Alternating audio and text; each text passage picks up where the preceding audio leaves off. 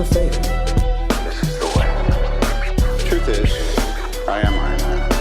Tells me when you'll remember this.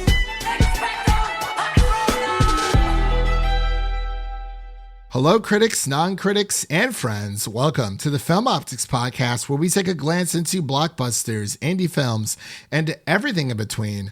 I'm your host, Christian, and as always, I'm joined by my co-host, my partner in film, Devin, and today we're going to be giving our spoiler-free thoughts on Marvel's Echo. That is the 5 total episodes that are now streaming on Disney Plus and Hulu. And if you are familiar with our Echo coverage previously, I wrote solo and did a episode 1 through 3 review during the embargo status, which was a little weird on Disney's side. I'm not going to lie. Like, literally, Devin, I think the social embargo was like the day before all 5 episodes dropped on both platforms. And then the review embargo was like the night of all 5 episodes. And it was really annoying because I wanted it to do it for the podcast. So I was like, yeah, this can be really good, just to, get something out there before we like both get to watch all 5 episodes. But it was like, it was insane. I'm like, well, if I'm dropping it on the night of that people are already watching it, what's the point? But I know a lot of studios do that, and I don't understand why Disney did that for this, because I can't say there was anything like groundbreaking when it came to like reveals or anything like that. Like, people pretty much knew what this was, but this is like a first for Disney Plus / Hulu, or Disney in general, because they own both. It was a first for Disney because they are doing like all 5 episodes at once, but it was weird stuff. But before we begin today's episode, you can listen to our podcast on podcast platforms around the internet. That includes Apple Podcasts, Spotify, Google Podcasts, and more. And if you are a new or a seasoned listener to the show, follow us on Instagram, Twitter, and Threads at Film Optix. That is Optix with an X, or you can email us at filmoptix@gmail.com for any movie-related questions. Devin, what's going on? How was your 3-day weekend? Did you watch the Emmys? Did you hang out? Just chilled? Well, what did you do during your glorious 3-day weekend?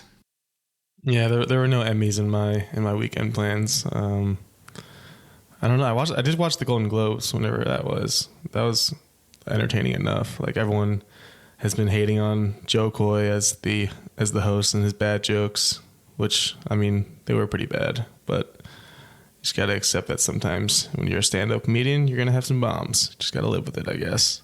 Honestly, I think he did a good job this year.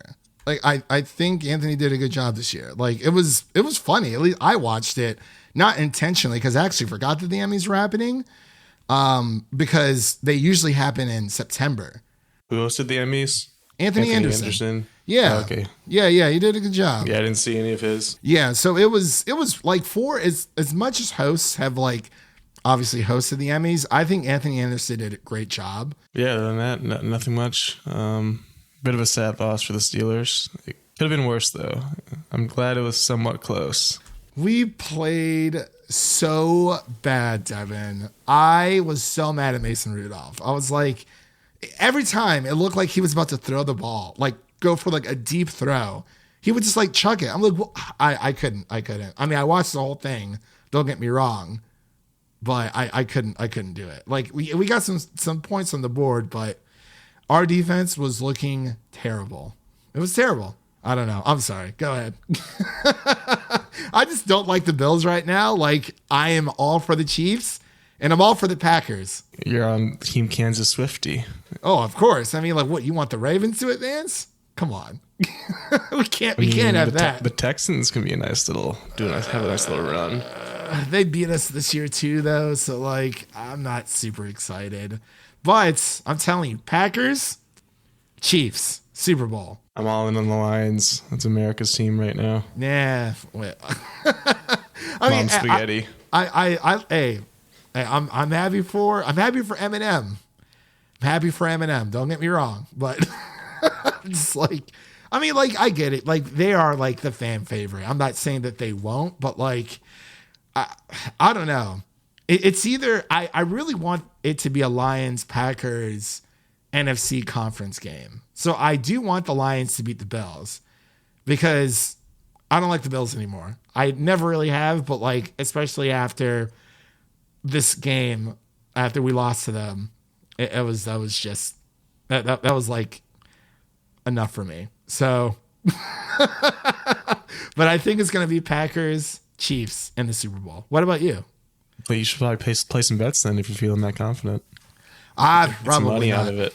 See, this is coming out next week, so we're talking about this now, so it may change because We shall see. We shall see. This is all speculation, but when we come back next week, we might have more of an updated thing, and hopefully the Bills will be knocked out because playing like they had something to prove. Now they're like, oh, we beat the Steelers. I'm like, hey, I love my team, but like beating us was not that big of a feat. But we had a great season. It was very entertaining watching the Browns game in a bar surrounded by Browns fans. That was a good time. Oh yeah, they seriously thought they were going to go all the way, or at least make it farther. Flacco's really ran out of juice there. He is really old. 100%. But hey, that Eagles game. Baker Mayfield. Wow. But yeah, it's NFL wildcard weekends, or just it's that time. So we're getting a little antsy getting up to the Super Bowl. It's going to be a lot of fun, but that's just my prediction. I'm not much of a betting man, but I would like to see the Packers and the Chiefs. Who I want to see win the Super Bowl? Probably the Packers over the Chiefs, for sure. But we'll see. All you need is love. Apparently. All you need is love. But outside of that, I've been watching anything, playing anything, just chilling, or just watching pretty much football all weekend. Yeah, definitely mostly football. I've been playing a lot of Cyberpunk. Like Really? I've been in the Phantom Liberty DLC, and it's as good as ever. I'm very excited for you because I have not dived into it yet. I'm like slowly but surely still playing through Control. I just have so much going on. I'm trying to just stick to one game. But The Last of Us Remastered for Part 2 comes out, and I got to get that platinum. So I might have to pivot. I don't know. We'll have to wait and see. But I'm glad you're having a good time playing Cyberpunk. And yeah, let's go Chiefs. Let's go Chiefs. Let's go Packers. That's all I got to say. That's all I need, because I don't want the Ravens to end up in the Super Bowl, and I definitely don't want the Bills to end up in the Super Bowl, because I don't think they deserve it. Just say it. So as I mentioned before, we're going to be giving our spoiler review on Marvel's Echo. Again, you can watch all 5 episodes on Disney Plus or Hulu. Again, this is like a simulcast or simul stream thing that they're doing. I'm not sure if you've noticed this, Devin. I think we already talked about this, but for anyone else out there, there's actually like a beta version of Hulu, like a Hulu section on Disney Plus. And I like that a lot, because I'm tired of going in between 2 different apps when the same company owns both streaming services. Honestly, throw ESPN on there. You have a killer, and I mean a killer application. That's all I got to say. It'd be pretty nice, But did you sign up for Peacock to watch these previous wildcard games or no? Because I know a lot of people did. I was lucky my sister already had it. Oh, through she has Peacock. Okay, yeah, I was using my friend's YouTube TV. They were streaming on there too, but yeah, I think for next week I might have to rely on other means of access. So without further delay, because I know we're going to be sitting here all day talking if we don't get to this, we will be right back after this brief introduction to our spoiler coverage of Marvel's Echo.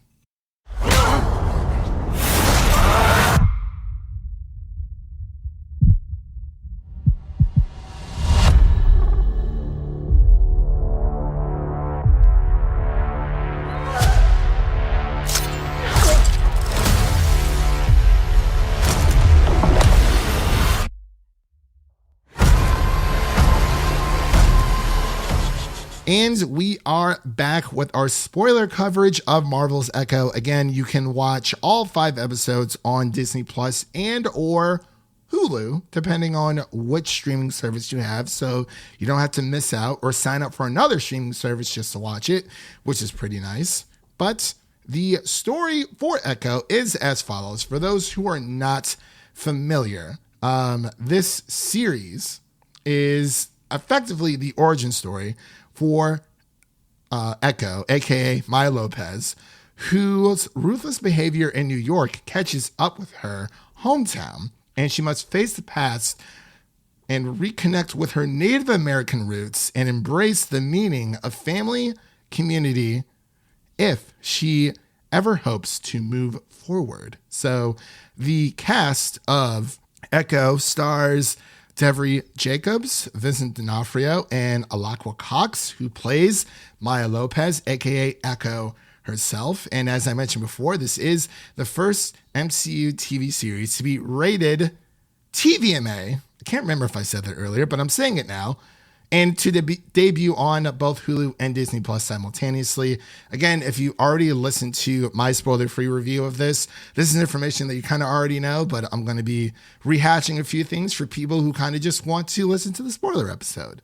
But, you know, as we've mentioned, this is the first MCU series to follow the binge release model, similar to Netflix and other streaming services, depending on the television show, meaning the whole season will be released at once instead of the traditional cable style weekly release strategy. So Devin has watched it. We both watched it, but I think Devin finished it later, or a little bit later than I did, because I watched the last 2 episodes like as soon as the other ones were available. So I'm going to pass it over to Devin so he can give his initial reactions, or just your spoiler-free thoughts. Like we said, you know, we're talking about the show all together, so we don't have to worry about too much here. So again, this is spoilers, but if you want to listen to our spoiler-free, that is a separate episode that is on our podcast.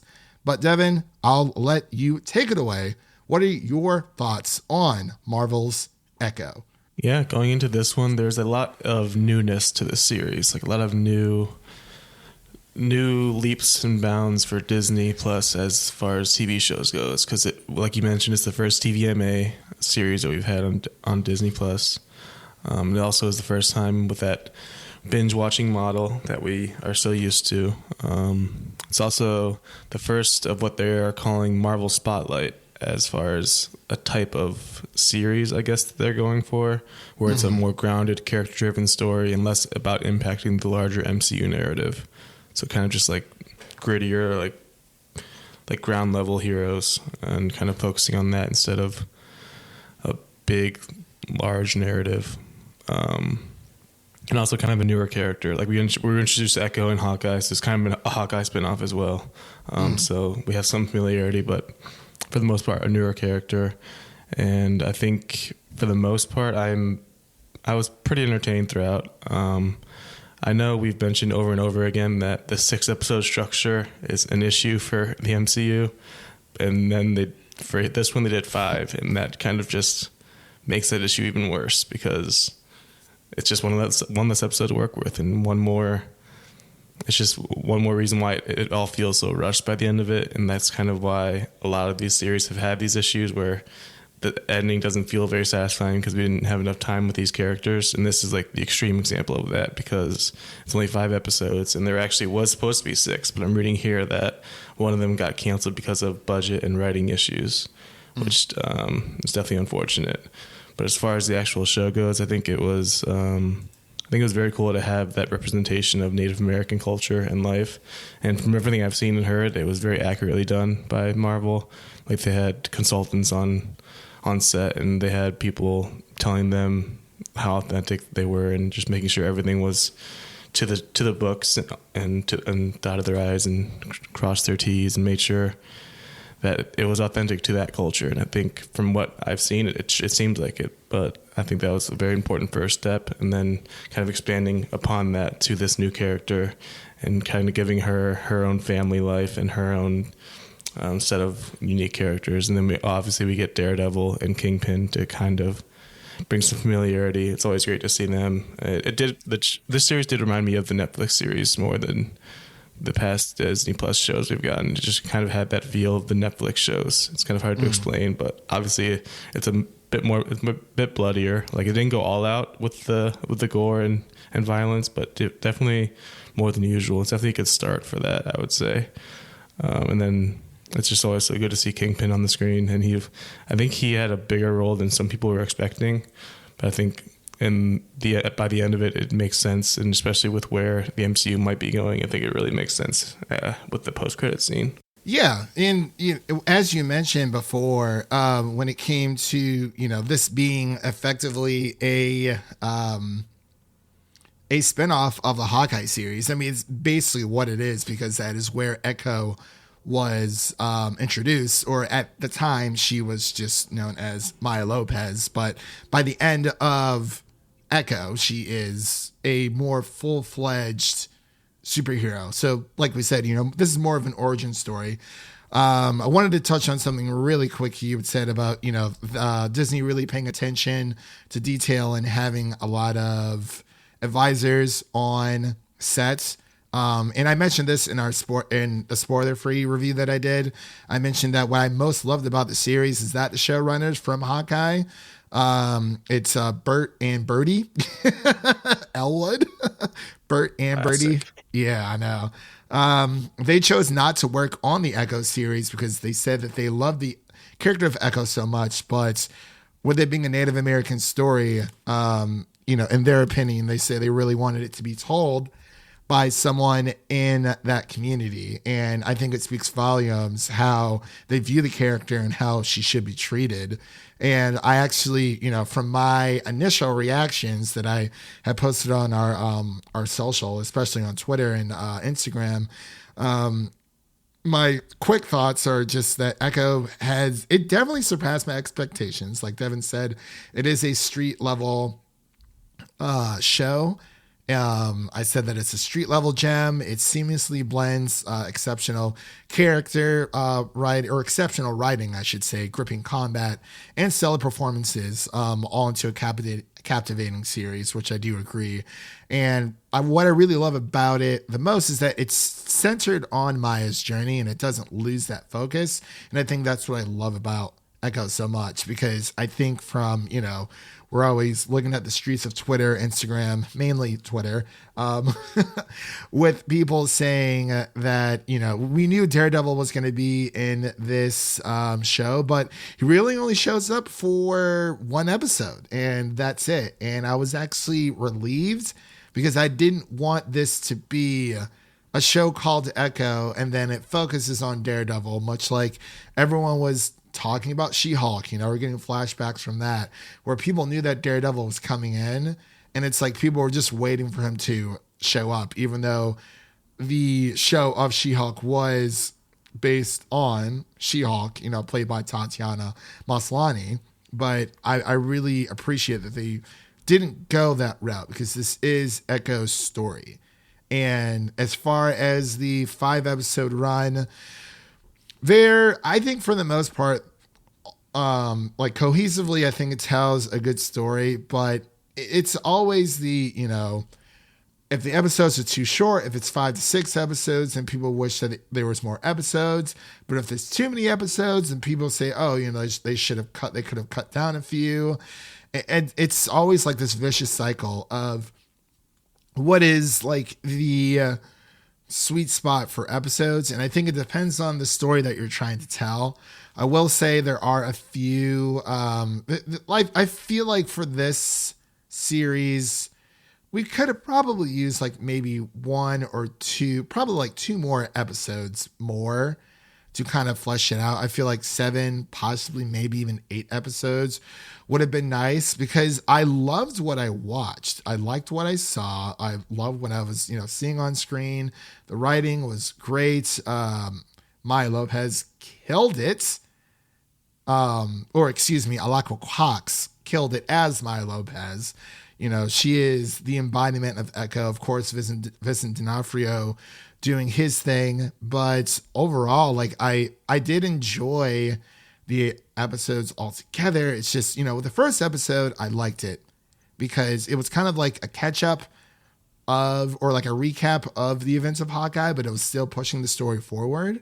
But at the same time, when it came to episodes 2 and 3, that's really when you got into the real sense of the story and trying to see, where Maya's ancestors come from and this power that is passed down by the women and their family.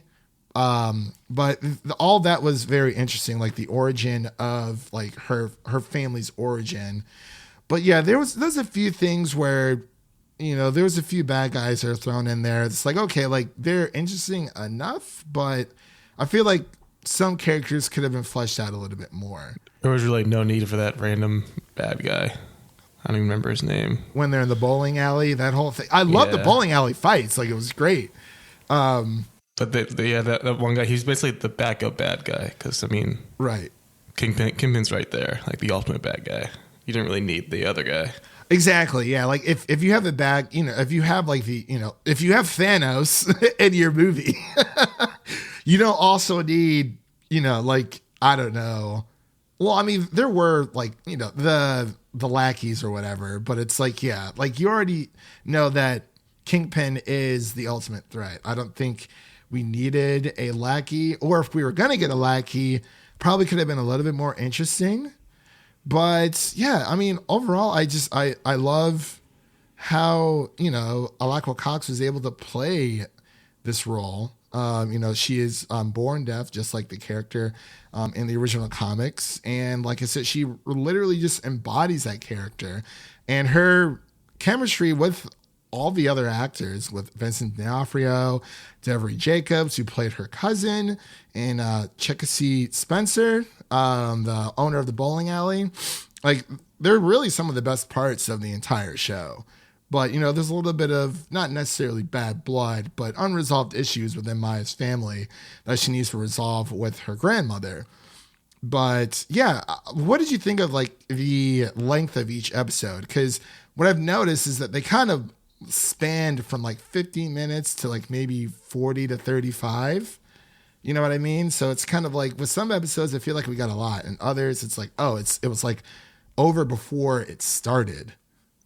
Yeah, it's the same thing we've had in the past where the finale is the shortest episode. It's just kind of a weird phenomenon that keeps happening because it's just not what you come to expect from a finale. I think the finale was like 35 minutes, if I recall correctly. It was good from what I remember. It did feel like short though. Like it felt like we kind of rushed to that conclusion. And then for them saying that there was a 6-episode plan, that even makes more sense, and that makes it seem like even more so that they kind of just got to the end and washed their hands of it instead of giving it the time to marinate, especially with all these characters. Like you mentioned, the whole family dynamic that they have was definitely a strong point of the show, but we didn't get enough of it. Like, we just didn't have enough time with these characters, especially Bonnie. Like, I feel like she did not get enough time. Good old Biscuits. What a name.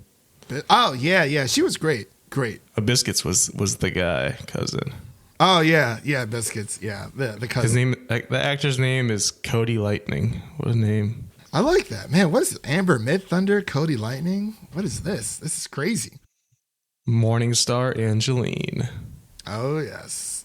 Man, I wish I had a name like that. But yeah, we just didn't get enough time with any of these characters, and that's just kind of why it all feels rushed at the end. Especially with the finale, like the ending, where it had like those Shazam vibes, where the power gets passed on to your family members, but unlike Shazam, we didn't get the time with those characters specifically. Yeah, that's true. And it is very it's weird because I'm looking at, well, from what has happened prior, it's like what I like about the show is like I want to see more TV shows like this, because, expanding on the idea for heroes that like deserve like their spot in the spotlight, or time in the limelight, I should say, because I think that they can definitely take the character Echo somewhere great. It's just, I don't know, like it was cut. It didn't feel like a movie. That's the most important thing. What's important to me is that this show felt serialized. It didn't feel like a movie. It didn't feel like it was, just a movie that was cut up into 5-6 parts all together. So it did have that going for it. The intro music was great as well. But yeah, I agree. Like I do like it. It's just I wish we would have spent a little bit more time with some of these characters. But at the same time, I like this idea of TVMA, with them kind of, I guess, backtracking, with Disney backtracking or Marvel Studios backtracking. And I saw this online and I thought this was already canon because it's weird. So a lot of outlets have been tweeting saying that the Marvel Netflix shows like Iron Fist, Daredevil, Jessica Jones, and like Agents of S.H.I.E.L.D. and Luke Cage, they've all been added to the MCU canon, as in like they are now into the fold. They've been added to the MCU timeline on Disney Plus.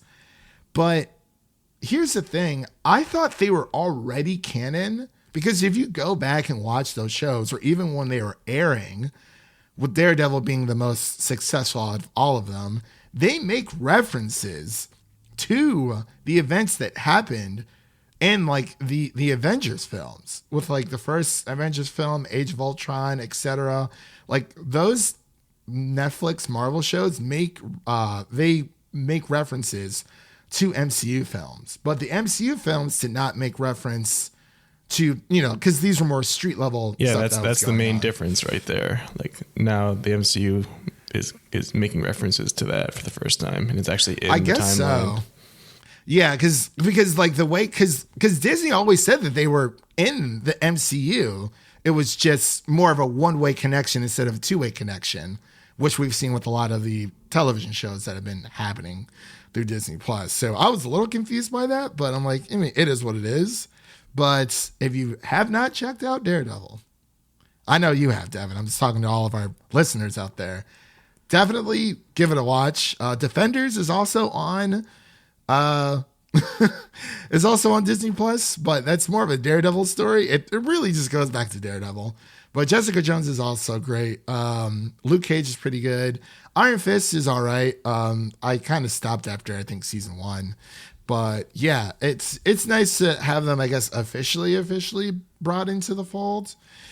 But going back to Echo, I hope, especially with that post-credit scene that we got about, Maya she has to be going back to New York, even though she's not joining Kingpin. Like, Kingpin's running for mayor of New York. So I'm hoping, I don't know, like, do you think she's going to run back into Hawkeye, Spider-Man? And we know Daredevil's going to be in the mix for sure.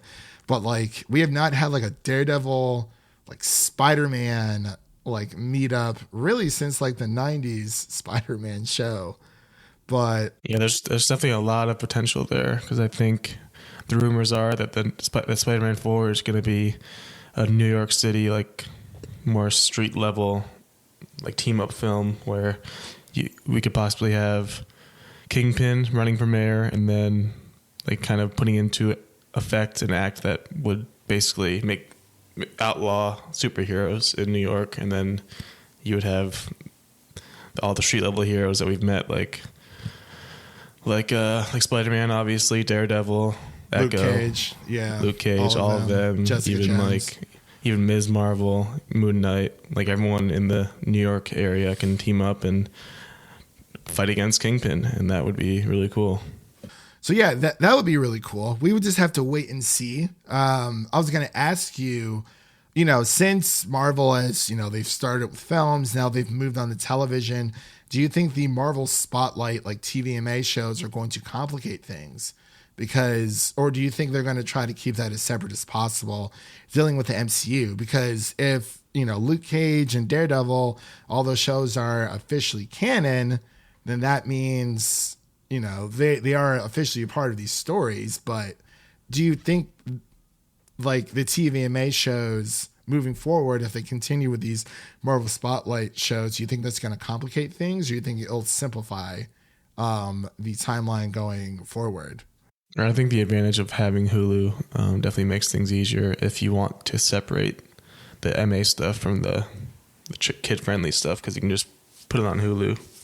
Yeah, that is true. But because I guess what I'm asking that is because they do like because they're doing like the simultaneous release, right? Because I think Percy Jackson is also doing the same thing as well. I think that's also on Hulu.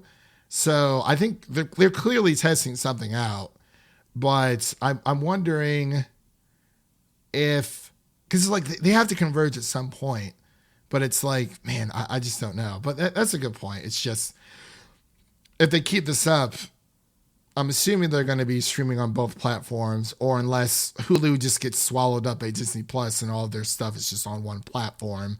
I guess it just depends. But yeah, for anything TVMA, and also for anyone out there listening to this, if you want to watch Echo, and I should have said this during the beginning of the episode, at the top of the episode, if you want to watch Echo, you have to go through your on Disney Plus at least, you have to go through your Disney Plus settings and turn on TVMA to watch shows like Echo, Daredevil, all the other TVMA content that's on there as well. So, yeah, I'm not sure. We'll just have to wait and see. But let's get into our final thoughts and ratings here. I'll pass it back over to Devin so he can give his final thoughts and ratings for Marvel's Echo. Yeah, final thoughts. Definitely an entertaining series. The 5-episode structure definitely seemed to fall flat, especially when we've been complaining about 6 episodes, and this is just an even cut down version of that. But I do appreciate the authenticity that we got. I appreciate the story that was told, because I know there's a lot of people out there that can watch this and become inspired. I think that's always a good goal at the end of the day. I really enjoy Maya Lopez as a character, and I think that Alako Cox did a great job, of course. I think the action and fighting scenes were decent. Like, they're not going to blow you away, but they definitely got the job done as far as the fighting scenes that we got, especially that Daredevil one. I think that was a standout. Definitely had some memorable moments. Overall, I think it did feel a bit rushed by the end, especially that very, very short finale. It just feels like everything became cobbled together, and that's an issue that we've had before. I just wish we had more time with these characters and more time for a finale that's a little more satisfying. But as far as the score goes, I'd probably give it like a 73. Like, found it entertaining. It did a solid job, but it's just a few core things that are missing. Like it just feels too rushed and put together. And I totally agree. Like I've said before, I hope that they continue this platform, or like this formula for Marvel Spotlight, because I'm assuming Daredevil Born Again, that TV show that's supposed to be coming out sometime soon. I'm not entirely sure, but I'm assuming that's also going to be Marvel Spotlight, because I believe that's supposed to be like 18 episodes.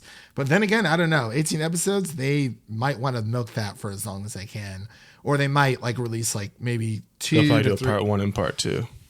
Yeah, either that, or they'll just release like maybe 2 episodes per week or something like that. We'll have to wait and see.